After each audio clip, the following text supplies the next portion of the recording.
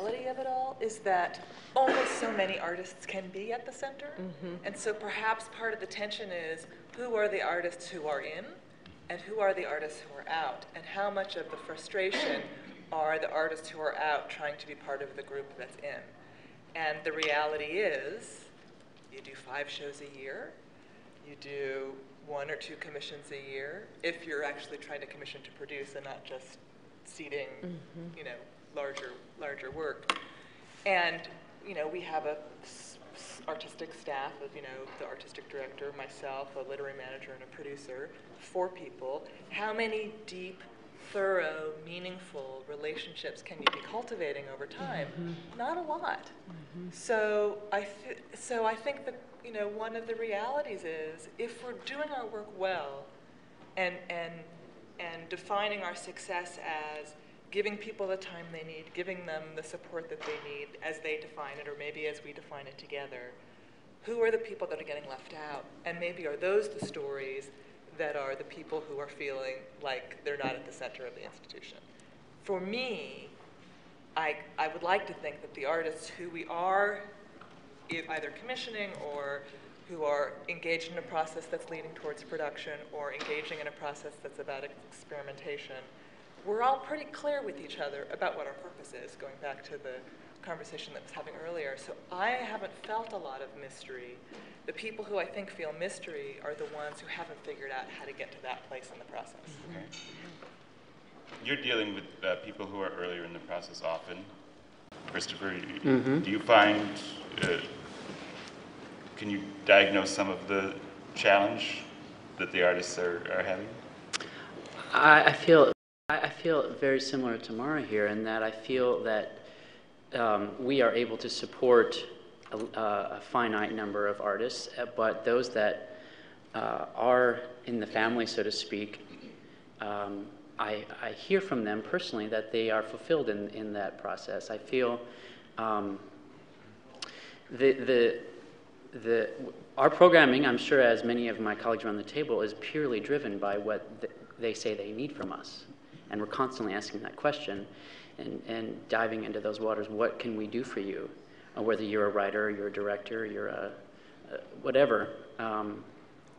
And I think one of the things that at Sundance we've learned recently is that it's really a state of mind, the Sundance state of mind versus a place or tied to an institution. I hear it's hard to identify as an institution.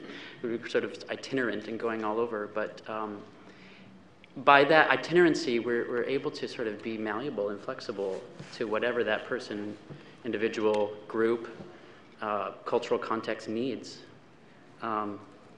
As far as young writers, I mean, the only time that there's some sort of discomfort is when you're trying to negotiate a formal relationship with them, and they haven't yet established the framework to manage their career, and you're kind of teaching them along the way. But that's really minor.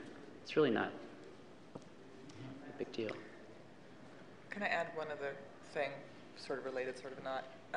I found myself very surprised recently. I was engaged in a conversation with a colleague of mine who was sort of my counterpart at another regional theater, and we were discussing a possible collaboration on a new play by a writer we're both really excited about. And the conversation quickly escalated to the other person saying to me, well, you know, what do you think we should do about the director? What do you think we should do about the designers? What do you think we should do? You know, what do you think the workshop should be? And I said, well, have you spoken to the playwright? And what was surprising was how shocking the question was at the other end. That in fact, that was the last person they were going to speak to. Once they'd figured out what they thought the appropriate team was, that then they were going to bring the playwright into the conversation. I said, no.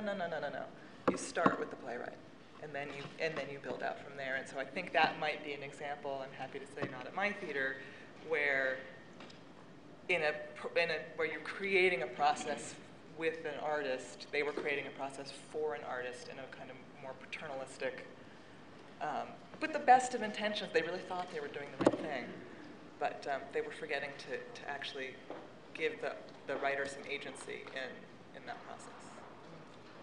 It's interesting I'm thinking a lot about what you said about questions. If you ask, then you receive.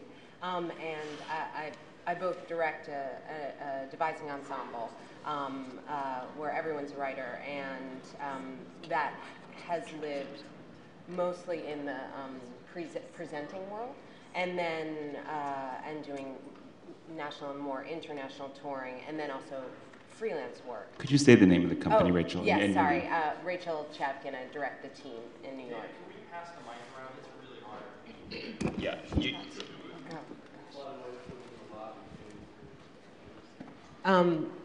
Oh, that damn audience, they always get in the way. We haven't matinee today.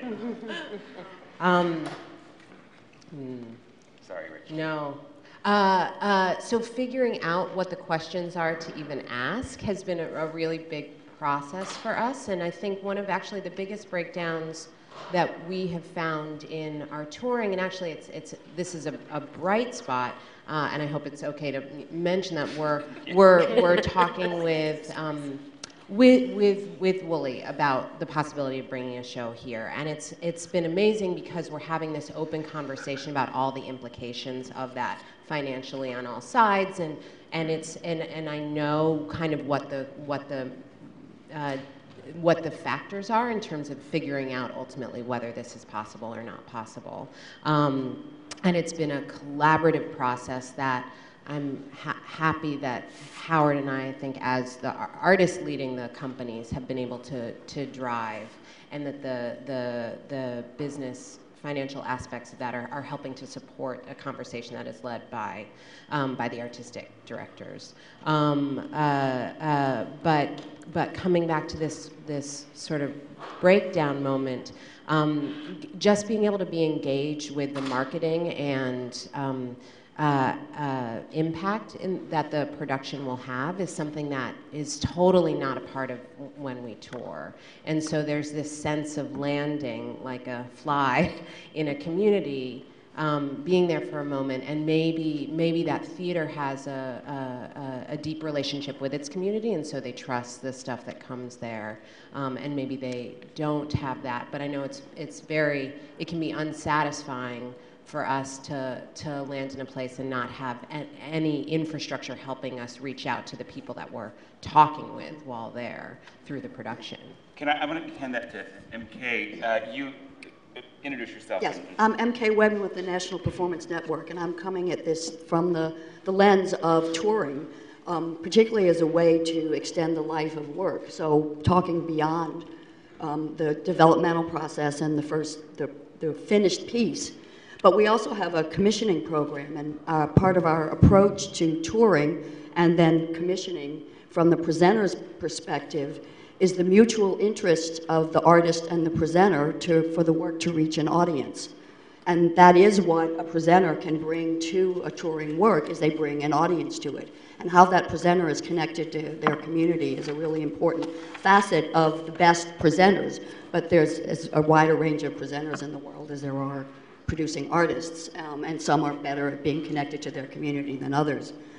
But we have come to, and we've just finished a pilot on something called the Fourth Fund, which is intended to strengthen the relationship between a commissioning presenter, because there are resources coming to artists for the creation of new work from the presenting community through that kind of commissioning, as opposed to a theater commissioning a playwright per se. And a presenter is really commissioning a work, not a particular individual artist, unless, of course, it's a solo work. And so understanding where the resources of an institution like a presenter can be shared with an artist who's creating a new work intended for touring is what we're trying to strengthen, that series of relationships. And what are the kinds of mysteries that creep up in that attempt to talk across that? Well, it's everything from presenters who are not artists. What right do they have to have a voice in the development of a piece that they have commissioned? Some presenters do come from the artistic perspective and can play the role of a dramaturg, or in other ways participate in the creative process. But other ways are the understanding of the need for the developmental process, and that when you commission something, that the first performance of it may not be the finished piece. So the opportunity for an artist to present a piece and then bring it back into the studio, because until it has met its audience, and the presenter's interest in having the audience respond well, because if the audience doesn't respond to a new work, and audiences and presenters are afraid of new work because it's untested, it's a risk, then the failure of a new work because it is not finished for a presenter can burn that relationship forever, and can also burn the presenter's relationship with their audience to be receptive to a new piece coming in.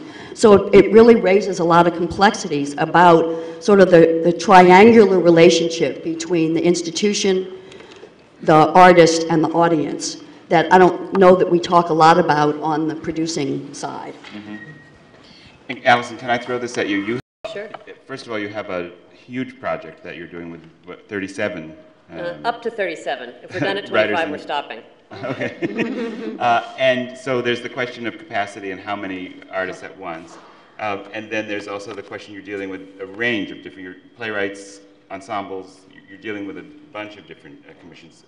What are you finding to be the mysteries for people? You're also trying to make kind of a devise it as you go contract with all of these things, right?